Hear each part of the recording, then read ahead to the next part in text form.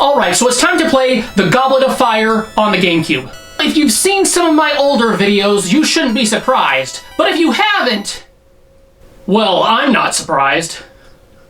Now, as you can tell from the previous game's covers, this is the first Harry Potter game to be fully movie-based. The early games had several elements from the books that were left out of the movies, so we can pretty much rest assured any characters that were in the fourth book but not in the fourth movie will not be showing up. And that's really disappointing. There was one character I definitely wanted to see in this game. And we all know who that is, right? Ludo Bagman. That guy was awesome.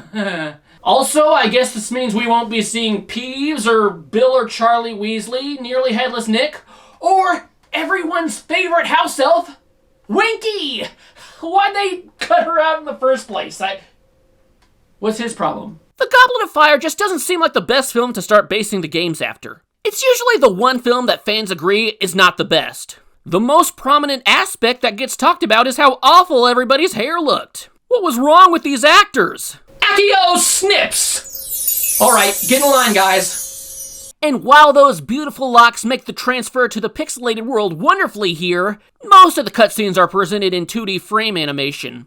I'll give them props for trying something new. You choose to play as any of the three main characters except during the Triwizard task where you have to play as Harry. Look at Ron. He knows I'm not gonna pick him.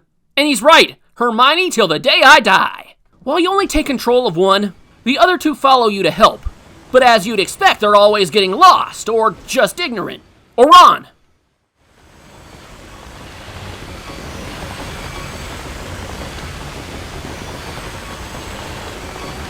Ron's such a tool, I'm gonna drop this rock. Wingardium Leviosa! I didn't mean to. I did. You collect Birdie Bots beans, and then you can use them to buy power-ups. And boy, does one of our heroes have an unnatural obsession with these beans. You know, there's nothing like beans. Life is like a bag of Birdie Bots beans. You never know what you're gonna get. Actually, you really don't. Your mission is to go through the stages, which include the Forbidden Forest and the Herbology Room, and find shields, even though there were no shields in the movie nor the book. You can't move on to the next stage until you've collected a certain amount of shields. So I could be busting my arse in the forest, I finally find a shield, I jump for joy because I'm finally finished and get to leave the forest, and the game's like, nope, back in the forest you go. And there's so many annoying creatures you find on the way.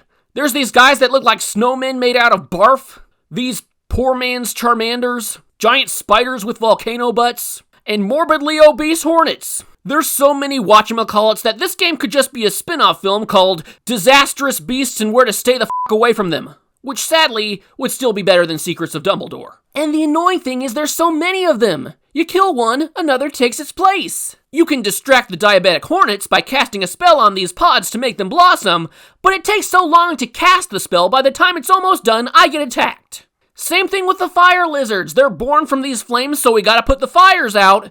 But before I can do that, here comes Bruni's evil twin to stop me. If your two comrades are nearby, they can help you put it out faster, but most of the time they're off casting spells on other beasts. Or just stuck behind the gate you open. Come on, Ron, get out from behind the gate! It's not dark magic, it's a gate! I mean, if they want to be the least bit helpful, they can at least stick by my side so I can just use them as meat shields. Or no, why don't I use the shields I find in the game? That's what shields are for protecting myself. And is it just me, or are some of these levels way too dark? I mean, I guess Goblet of Fire was the start of the series' darker turn, but not like this. Now let's move on to the Triwizard Tournament. Like I said, you have to play as Harry, as much as I'd love to put Ron through that maze.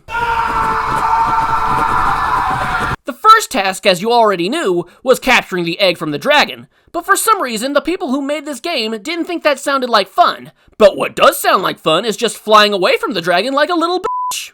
Hot dog! Yeah, you can fly through rings to boost your speed, and you have to dodge trees and rocks that get in your way. And of course, there's beans. Hey, over there! Beans! Oh, shut up, Ron.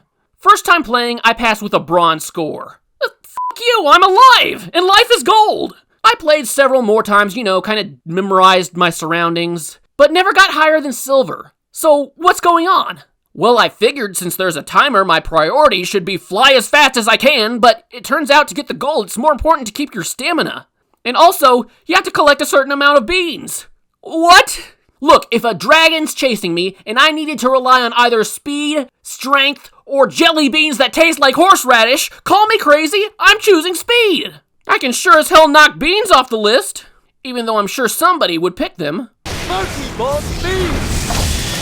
Yeah! Gah, how'd that guy ever end up with a girl? Let alone Hermione! And you know what? There's a giant loophole with these Triwizard levels. Wasn't the whole thing rigged by Voldemort that Harry couldn't lose? Well, then how can I possibly lose all these levels? Riddle me that! Riddle me that! Now, if Task 1 was this terrible, I'm terrified to play Task 2, because so many games have crappy swimming levels. Well, here we are. It kind of plays like the first task, only you move a lot slower, and you can use your wand to kill mermaids and stuff.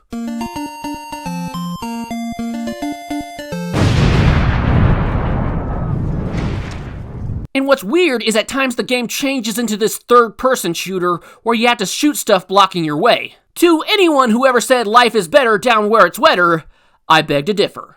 And Task 3 is a maze. Not much to say there. So let's move on to the fight with Voldemort. Alright, so we all know what happens here. Cedric gets killed. Kill the spam! No! Avada Kedavra! Okay, we don't get to see him get killed. I guess they thought it'd just be too graphic for kids. And yet, when you buy this game, you get a free children's ticket to see him get killed in the movie. I love synths.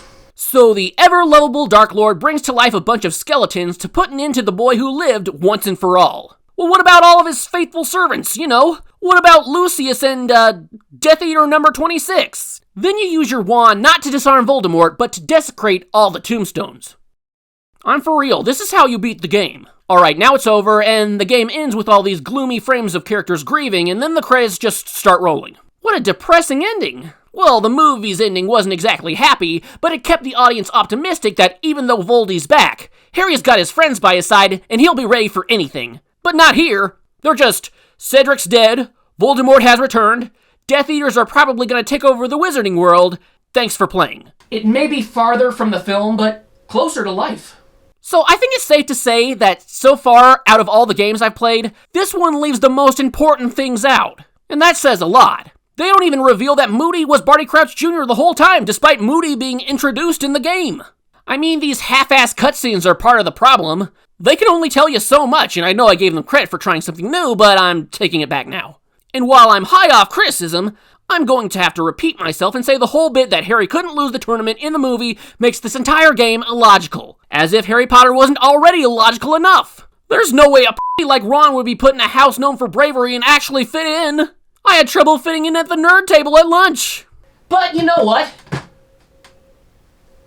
I still love Harry Potter. And as for this game, it's okay. Will the Order of the Phoenix game be better? Probably. Real question is, will I even play the Order of the Phoenix game? And you know, only time will tell. Oh, well, there you have it. Stay tuned.